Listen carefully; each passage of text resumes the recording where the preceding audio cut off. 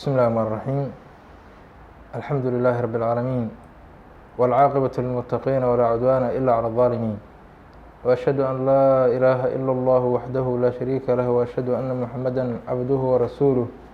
صلى الله عليه وعلى آله وأصحابه ومن تبعهم بإحسان إلى يوم الدين. ما بعد، السلام عليكم ورحمة الله وبركاته. إن شاء الله تعالى maanta laga bilaabo waxaanu bilaaban doonto duruustii ramadaaniga ahayd oo musalsalka ahayd oo sano kaste maaragtay aan halkan kasoo jeedi jirnay, ayadoo markaasi uu maaragtay nagu kaalmeynayo doonga duubayo wararkay maxamed cabdilwataan, jazaahu llahu khayran, wafar lahu liwaalidayhi waxafida ahlahu wa awlaadahu wa jamiica almuslimiin. walaalayaal, saan wada ognahay waxaa nagu soo aadan hadduu ilaahay na gaarsiiyo subxaanahu wa tacaala dayf mubaarak, marti barakaysan oo maaragtay la yihaahdo shahru shacbaan, shahru ramadaan almubaarak. marka bishaas barakaysan shay kastoo wanaagsan markii loo la sugaayo oo waxa weeyaan waa la soo dhoweeyaa. marka istiqbaalu shahru ramadaan, marka waxyaalaha lagu soo dhoweeyo ayaa waxaa ka mid ah in nabiga salى اllahu alيyه ali wasalam bisha shacbaan uu sii soomi jiray. caaisha radi allahu canha xadiisay ka warinayso ayaa waxay aragtay nabigu salى اllahu alيه wasalam soomaayo maalin kastoo isniin ah iyo maalin kastoo khamiis ah. markay weydiisay wuxuu ku yihi maxaad u soontaa labada maalmood? maalintan isniinta ah waa maalintii lay dhalay yihi, maalinta khamiista ahna waa maalinta acmaal usbuuc isbuuca acmaashii lasoo sameeyey la rafcinayo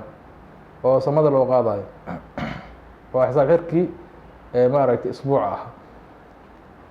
sidoo kale waxay tiri bil aada kaga soon badan tahay bisha shacbaan ma jirtee say waxu jiraan. nabiga salى اllahu alيه wasalam wuxuu yihi waa bil ay hilmaansan yihiin dadka intooda badan beyna rajaba wa shacbaan, marka beyna rajaba wa ramadaan, marka waa bil dadka ay hilmaansan yihiin. sidaa darteed u soomayaa bishaasna waxaa la rafciyaha u yihi acmaasha macnaa acmaal sana, wa uxibu an yurfaca camali wa ana saa'im, waxaan jeclahay uu yihi in maaragtay la rafciyo camalkayga anigoo sooman. sidaa darteed u soomay nabiga salى اllahu alيyه ali wasalam. waxyaalaha muqadimaadka ah oo la rabo in lagu soo dhoweeyo bisha shacbaanka ayaa waxaa ka mid a qofkii qadaa lagu leeyahay oo soonkii soo dhaafnay qadaa lagu leeyahay maalmo ay ka tageen bisababi cudrin sharciy, cudur sharci ah ama xayd ah ama dhalmo ah ama jiro ah oo waxyaalaha lamidka ah oo xanuunada qofka ku yimid oo cudur sharci ama safar ah, markaasi maalmahaas u safarsanaa oo maaragtay u suuro gelin inuu soomo ilaa marka bishii ramadaan laga soo gaaray ayuu kusoo gaaray isagoo qadaa lagu leeyahay. marka qofka noocaas cudurka ah waxaa laga rabaa in maaragtay oo hadda soomo si aysan ugu dhalanin bishii kale. hadduu cudurka marka musamir yahay, cudur weli socda, waa safarka ugu socdaa, gabadhii maaragtay markii ay dhashay umasha ka baxday haddana xamli qaaday, maaragtay taasi hadday sano kala gaarto idan culays ma laha oo iyadana culays ma lahan. amaa qofkaan cudur lahayn oo haddana soonkii ramadaankii kan haddana la gaaray laba ramadaan saddex ramadaan, waxay dhaheen hataa culammada jamhuur culamaa sida imaam malik wa imaamu shaafici wa imaam axmed waxay dhaheen markii uu maalinkaas soomaayo maalinkaas miskiin oo quudinaya qadaa maca alkafaara ayaa laga rabaa maca idcaam, qadaa maca alidcaam. imaam abu xaniifa raximah اllahu tacaala wuxuu leeyahay wax laga raba ma lahan. marka qowlka jamhuurkana waa sidaas, asiga ayaana maaragtay ahaarta iyo sunnada rasuulka salى اllahu alيه wasalam ay u badan tahay. cudurka maqbuulka ah sidaas ayaa laga rabaa. sidoo kale waxyaalaha lagu soo dhoweeyey bishan shacbaanka ayaa waxaa ka mid ah alistikfaaru waatawbatu camaa madaa min adunuub. marka qofkii maadaama bisha ramadaan uu soo dhowdahay inuu dembi dhaafka allah weydiisto, dembi dhaaf badan weydiisto, ka toobad keeno wixii ka dhaadhacay bishan soo dhaafnay. bilmunaasaba walaalayaal waad ognahay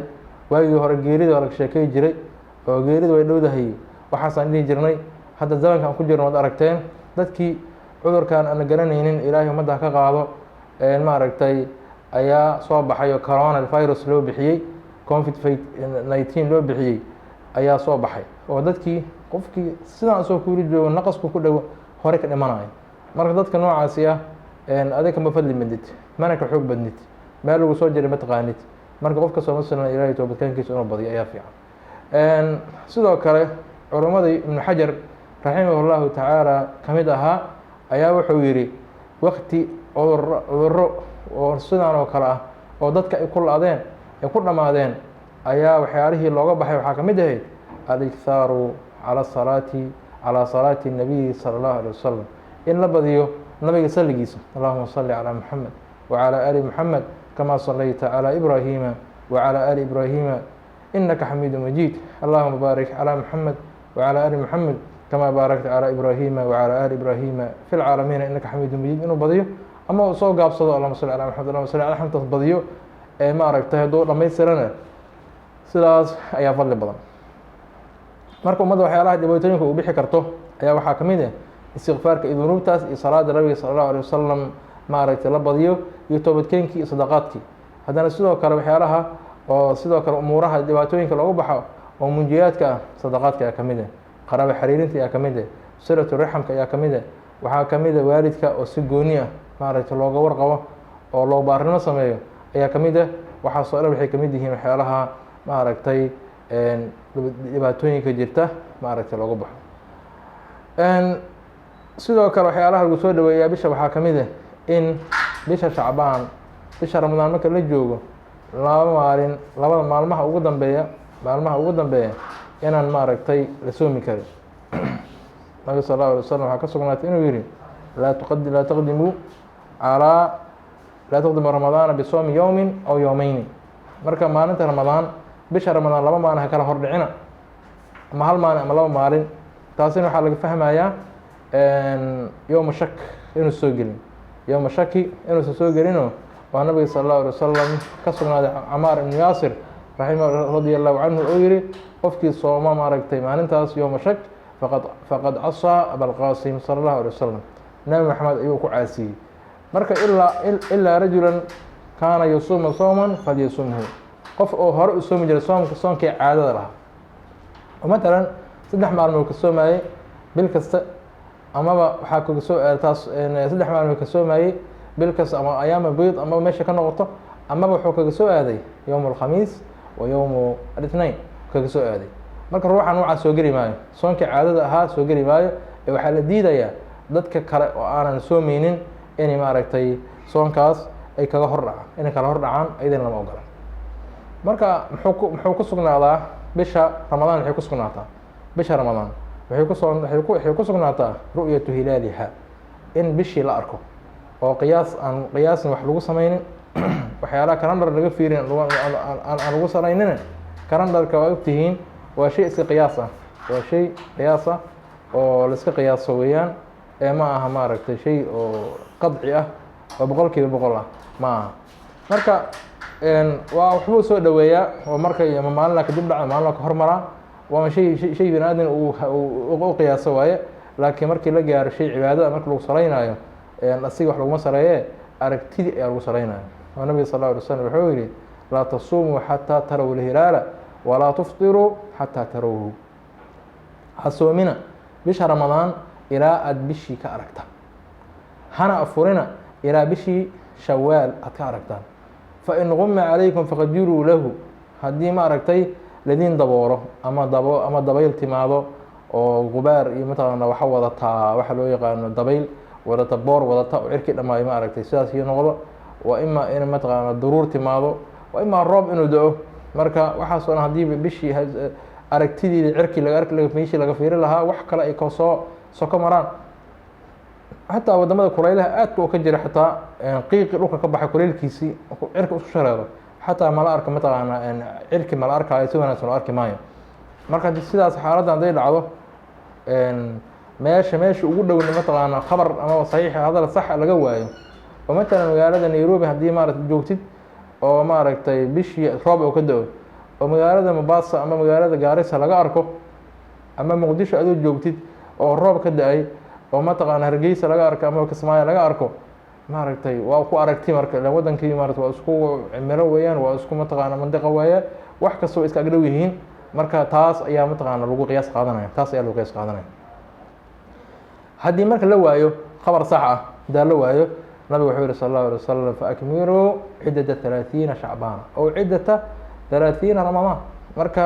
hadda la waayo waxa weeyaan bil soddon ka badan ma jirto ilaa bisha nabiga sallallahu alayhi wasallam wuxuu yiri ashhuru hakada marka saddex mar sidaas oo yiri marka kalena sidaas markuu yiri fard suurkiisa laabay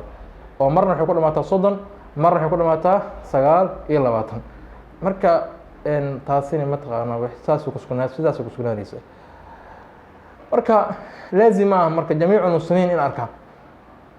jamiicu muslimiin inay bisha arkaan laazim ah sababta waxay tahay aragtida muslimka asiga waxa kale ay aragti u tahay nabiga sallallahu alayhi wasallam waqtigii uu joogay bishii ramadaan hal nin laba nin aragtida nabiga sallallahu alayhi wasallam ku afuriyay kuna soomiyay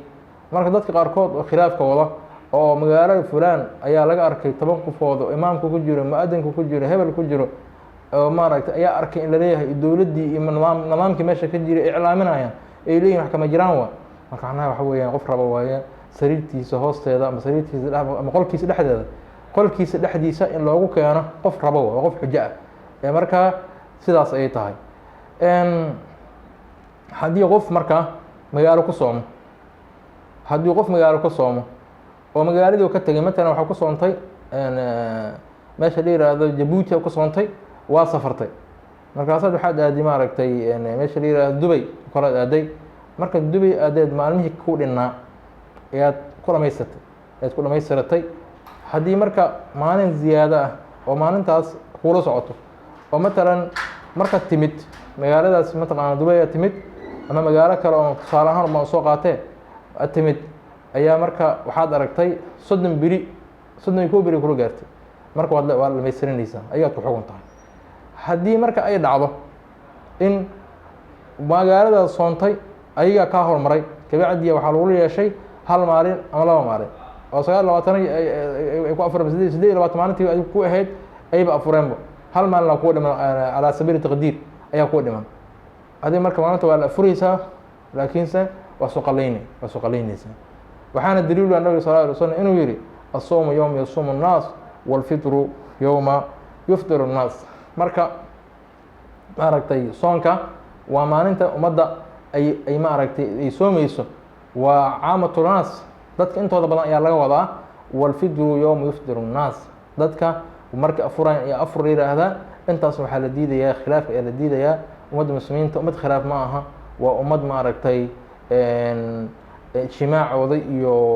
waxdadooda iyo maaragtay midoobidooda la rabo meel kasta in cibaadadooda ka midoobaan ayaa la rabaa maamulka iyo mataqaana kala dambeynta iyo madaxtinimada in kala dambeeyaan ayaa la rabaa ummad tafarruq oo kala haaday lama rabo ummadda muslimiinta fawdo lama ogolo saa ogtihiin axadu saxaaba waqti Umar ibn Khattab radiyallahu anhu ila sharq min sharq ila gharbi hal madaxweyne ka tali jiray wax dhibana ma jirin ومع ذلك أنا أسجيد بدن وحياة بدن يحون جعائل ضمع وحنا ويجرين ما أنت لكن مدة مسلمين توحد مدة إن ما رأيت توري مجال ما رأيت إن لو كلا جرجري سلاسن أي دونيان إنه يحكون نقضان والله هداد بقول تمن دوري بقول مدحوين هذا بحضان ما رأيت وحبا إذا ترى ميس عدوين ما رأيت وحبا قادم ميسان إلى أتكم دودان محاير الله وحوله سبحانه وتعالى واعتصموا بحبل الله جميعا ولا تفرقوا ما رأيت حرق إلهي قفصة أذنكو وذجرة هنكو كلا تجينا مركا قيبتي كوبات ما رأيت كصاب سنة بشي سؤالوين تيدي ما رأيت هالكاس إنكو صوب كوبني هذا بلا توفيق صلى الله وسلم وبارك على نبينا محمد وعلى آله وأصحابه ومن تبعهم بإحسان إلى يوم الدين.